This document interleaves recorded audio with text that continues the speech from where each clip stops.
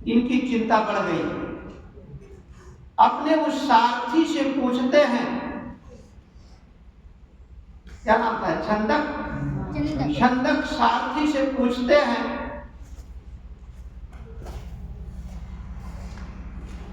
कि क्या ऐसी भी अवस्था आती है इंसान की, मानव की? तो बताते हैं कि ऐसी भी अवस्था आती है। वो व्यक्ति रोगी था, दुबला हो गया था, खांस रहा था। फिर कुछ दिन के बाद फिर निकलते हैं राज्य भ्रमण के लिए, तो देखते हैं एक व्यक्ति बूढ़ा हो गया है, वो झुक करके चल रहा। बूढ़े व्यक्ति कभी कभी झुक कर चलते हैं ना, लाठी के सहारे, वो झुक करके चल रहा है। अब उनकी चिंता और बढ़ गई। वो अपने सारथी से पूछते हैं कि क्या मानव की ऐसी भी अवस्था आती है? तो छंदक बड़े प्रेम से समझाते हैं कि जब कोई व्यक्ति बूढ़ा हो जाता है तो इस अवस्था को प्राप्त होता है और दुखी होते हैं। कुछ समय के बाद एक दिन फिर राज्य भ्रमण के लिए निकलते हैं। रथ पे सवार होकर के जैसे कुछ दूर जाते हैं तो एक लाश को लोग लेके जा रहे थे। लाश समझ रहे हैं ना? yes, मृत व्यक्ति को, डेड बॉडी को लेके जा रहे थे। 4 व्यक्ति कंधे पे रख करके ले जा रहे थे श्मशान की तरफ। उसके विषय में पूछते हैं तो छंदक बताते हैं कि राजकुमार, ऐसी भी स्थिति आती है, आदमी अपनी काया को जब त्यागता है तो उसकी बॉडी डेड हो जाती है, अर्थात वो मृत्यु को प्राप्त हो जाता है और उसे श्मशान ले जाकर के जला दिया जाता है और दुखी हो जाते हैं। उनके मन में 24 घंटा ये चिंता सताए रहती थी कि हम भी कभी इस अवस्था में पहुंचेंगे, हम भी कभी बीमार होंगे, हम भी कभी बूढ़े होंगे, हम भी कभी मृत्यु को प्राप्त हो जाएंगे। जब उनका जन्म हुआ था तब इनके पिता की उम्र अधिक हो चुकी थी। बहुत दिनों के बाद जन्म हुआ था। हमारे समझ से कम 45-45 साल तो रही होगी, 40-45 साल, है कि नहीं? अपने मन से आप लोग सोचिए, इस चीज पर विचार करिए। 40-45 साल की उम्र रही होगी और 25 साल की अवस्था में यदि 16 साल की अवस्था में शादी होती है, 25 साल की अवस्था में यदि ये भ्रमण पे निकले होंगे तो 45 और 25 कितना हो गया? 70 वर्ष हो गया।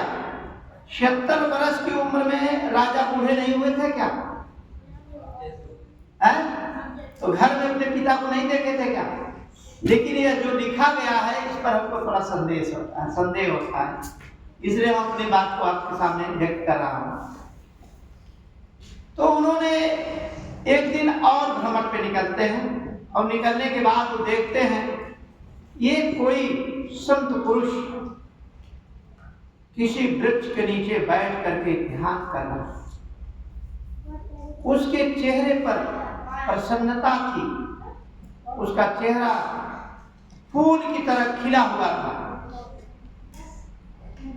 उसको जब देखते हैं तब इनको कुछ शांति प्रदान होता है, शांति मिलती है इनको और वहीं से इनको कुछ सीख मिल जाती है और ये निर्णय लेते हैं कि मुझे क्या करना चाहिए? दुख मुक्ति का मार्ग ढूंढना चाहिए, जो इनके मन में बहुत पहले से था। जब ये 8 साल के थे तभी एक घटना घटी थी इनके सामने। सभी बच्चे उस समय उत्सव मना रहे थे, ये भी उत्सव मना रहे थे। इनके माता पिताजी हल चलाने के उद्घाटन के लिए वहां पर उपस्थित थे।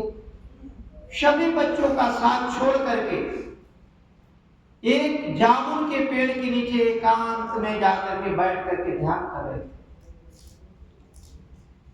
जब इनके माता पिताजी हल का उद्घाटन करके खाली होते हैं तो देखते हैं कि मेरा बेटा कहाँ। सभी बच्चों के बीच में देखते हैं वहां इनका बेटा था ही नहीं। तब इनकी निगाह पड़ जाती है, अरे वो दूर देखिए वृक्ष नीचे ध्यान में बैठा हुआ है। और वहां जाके देखते हैं तो उनको वही याद आ जाती है जो उस मुनि ने अपने उस दिव्य ज्ञान से यह कहा था कि ये बेटा आपका बड़ा होकर के या तो चक्रवर्ती सम्राट बनेगा या तो बोधि को प्राप्त होगा। वो बात उनको याद आ जाती है, कुछ समय दुखी हो जाते हैं। तो विश्व गुरु ऐसे नहीं कोई बनता है, बहुत सारी पारमिताओं को पूरा करने के बाद विश्व गुरु बनता है। 29 वर्ष की उम्र में इनकी सुंदर कन्या, इनकी सुंदर पत्नी ने एक सुंदर से बच्चे को जन्म देती है, जिसका नाम इन्होंने राहुल रखा। राहुल पाली भाषा का शब्द है। राहुल माने होता कांटा, व्यवधान। तथागत के सिद्धार्थ के मन में ये भाव था कि हम गृह त्याग करके दुख मुक्ति का मार्ग ढूंढेंगे, लेकिन मुझे माया में फंसाने के लिए, मुझे मोह में फंसाने के लिए एक पुत्र पैदा हो गया है जो मुझे गृह त्याग करने में व्यवधान पैदा करेगा। मुझे इसकी याद सताएगी कि मैं गृह त्याग नहीं कर पाऊंगा। इसलिए उसका नाम इन्होंने क्या रखा? राहुल। और उसी 29 वर्ष की उम्र में ही इन्होंने गृह त्याग किया। इसकी एक और भी घटना है, कई कई पुस्तकों में इस ढंग से भी लिखा गया है कि ये प्रवज्ञा जब ले रहे थे तो परिवार के लोगों से अनुमति लेकर के, और कहीं कहीं ये भी लिखा गया है कि चुपके से रात को गृह त्याग किए। दोनों बातें। अब इसमें क्या सत्य है मैं इसका क्लियरिफिकेशन नहीं कर पा रहा हूँ। अधिकतर तो यही बताता है कि रात को छंदक जो मंत्री थे उनके साथ रात्रि में। ठीक है, तो दोनों प्रकार की घटनाएं हैं। एक घटना और है कि कोली और शाक्य गणराज के बीच से एक नदी बहती थी। क्या नाम था उसका? रोहड़ी। आज भी वो नदी है। गोरखपुर में जाएंगे जब आप लोग, उस नदी का वहां भी आज भी बोर्ड लगा हुआ है, रोहड़ी नदी। रोहड़ी नदी का जो जल होता था गर्मी के दिनों में कम हो जाता था। भाई जो बरसात होती थी नदियां उफान पे हो जाती हैं, जब बरसात खत्म हो जाती है तो जो पानी बचा रहता है वो धीरे धीरे प्रवाहित होता है नदियों। तो उस जल के बंटवारे को लेकर के दोनों गणराज्यों के जो नौकर थे उनमें थोड़ा सा विवाद हो गया। जब विवाद हो जाता है तो लोग कहते हैं पहले हम सिंचाई करेंगे, वो कहते हैं पहले हम सिंचाई करेंगे, क्योंकि जब थोड़ा सा था, अगर सिंचाई एक लोग कर लेते तो दूसरे लोग पाते ही नहीं। इसलिए दोनों लोगों में युद्ध की स्थिति हो गई। वाक युद्ध होने के बाद में अस्त्र शस्त्र युद्ध होने की स्थिति पैदा हो गई। तो उस युद्ध को टालने के लिए इन्होंने एक मीटिंग बुलाई और मीटिंग में निर्णय लिया गया कि सभी लोग युद्ध करने के लिए तैयार हो जाएं। लेकिन सिद्धार्थ के मन में क्या था, सुकृति के मन में क्या था, उन्होंने देखा कि इधर के भी लोग हमारे हैं, शाक्यगढ़ राज्य के लोग शाक्यवंशी हैं, उधर के लोग हमारे ननिहाल के लोग हैं, ससुराल के लोग हैं, है कि नहीं? तो सब तो हमारे ही लोग हैं। इधर के मरेंगे तब भी हमारे मरेंगे, उधर के मरेंगे तब भी हमारे मरेंगे। इन्होंने कहा युद्ध इसका कोई समाधान नहीं है, बैठ करके बातचीत से इसका समाधान किया जा सकता है। लेकिन लोगों ने इस चीज को स्वीकार नहीं किया और इनको कायर घोषित कर दिया। क्या घोषित कर दिया? कायर घोषित कर दिया और इनको दंड दिया गया। वहां जो समिति थी, शाक्य वंश की जो समिति थी शाक्यगढ़ राज्य की, उन समितियों ने निर्णय लिया कि इनको या तो देश निकाला कर दिया जाए या तो इनकी सारी संपत्ति को हड़प लिया जाए। मतलब वो उस समिति की हो जाएगी सारी संपत्ति। तो इन्होंने सोचा कि अगर सारी संपत्ति हड़प ली जाएगी, घर मकान जमीन सब ले लिया जाएगा, हमारे माता पिता, हमारी पत्नी, हमारे बच्चे कहाँ रहेंगे? इन्होंने सोचा कि हम देश निकाला ही ज्यादा उचित समझते हैं और इन्होंने अपने को कहा कि मुझे देश निकाला ही कर दिया जाए, कम से कम हमारे माता पिता, पत्नी, बच्चे तो रहने की व्यवस्था तो रहेगी उनको। इन्होंने उसको स्वीकार किया और सबके स्वीकृति से, सबके उस अपने गणराज्य के नियमानुसार अपने राजपाट को त्याग करके एक देश से दूसरे देश में चले जाते हैं। सबसे पहले कहाँ जाते हैं? आज जो संत कबीर नगर जिला है वहां पर एक कोपिया स्थान है। आज भी 52 बीघा का वहां बहुत बड़ा टीला है और बगल में एक नदी बहती है। उस नदी का नाम है, अभी याद नहीं है, आएगा कभी बताएंगे। निरंजना नहीं, वो नदी वहां है, बोल गया। तो उस नदी के किनारे आज भी वहां पीपल और बरगद का पेड़ है। 31 मार्च को हर साल वहां सम्राट अशोक क्लब के लोग मेला लगवाते हैं उस स्थान पर, जहां पर इन्होंने अपने केश को तलवार से काटकर किसको दे दिया था? छंदक को दे दिया था। छंदक को दे दिया था। राजसी वस्त्र उतार दिए थे, सारे आभूषण उतार दिए थे और अपने केश को तलवार से काट करके दे दिए थे।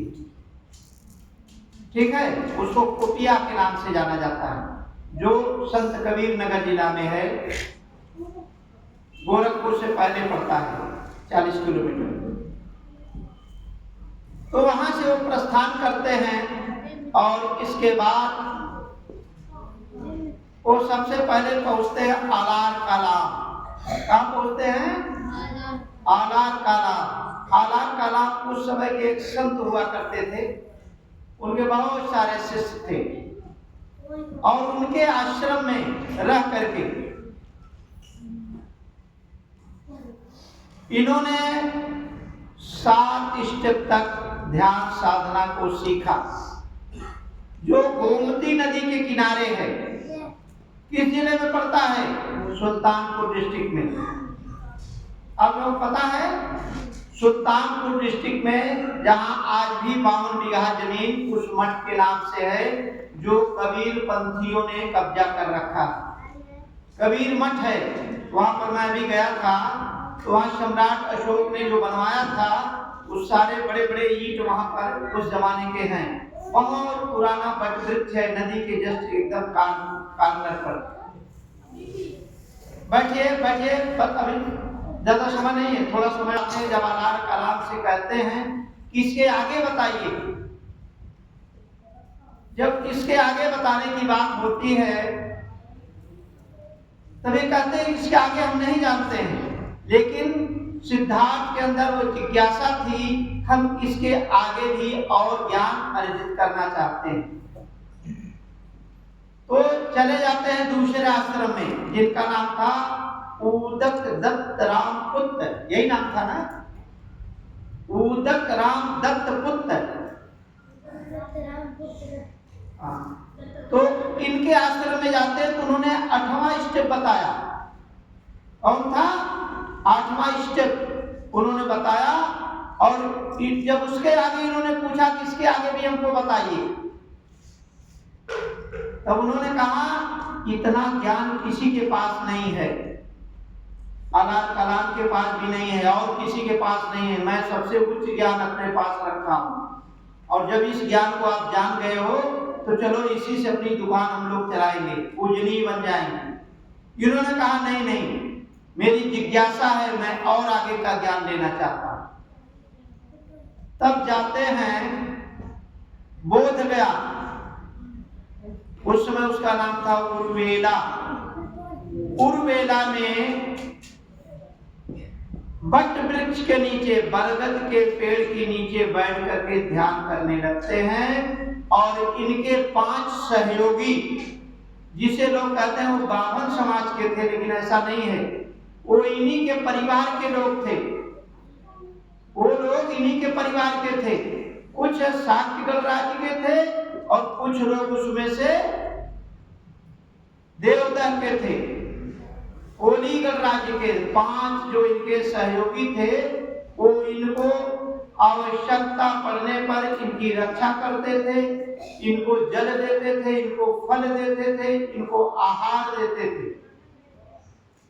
और इनके मन में भाव आया कि जब हम अन्न का त्याग कर देंगे, उपवास रहेंगे, व्रत रहेंगे, तो मुझे उच्चतम ज्ञान प्राप्त हो जाएगा। जबकि ऐसा कुछ नहीं है, ऐसा कुछ नहीं है। व्रत रहने से किसी को ज्ञान प्राप्त नहीं होता है। दूसरी संस्कृतियों में भी कहा गया है कि भूखे भजन न हुए गोपाला, और ये ले ले अपन कंठी माला, है कि नहीं? भूखे भजन नहीं होता है। कैसे होता है? पेट भरा रहेगा तो सब चीज अच्छी लगेगी, और पेट जब नहीं भरा रहेगा, भूख लगे रहेगी, तो दिमाग कहाँ रहेगा? रोटी की तरफ रहेगा कि कहां से रोटी हमें प्राप्त हो जाए, है कि नहीं ऐसा? तो अब आप सभी लोग बोलेंगे साधु साधु साधु। अब इसके बाद में जो शेष बचा हुआ है, अब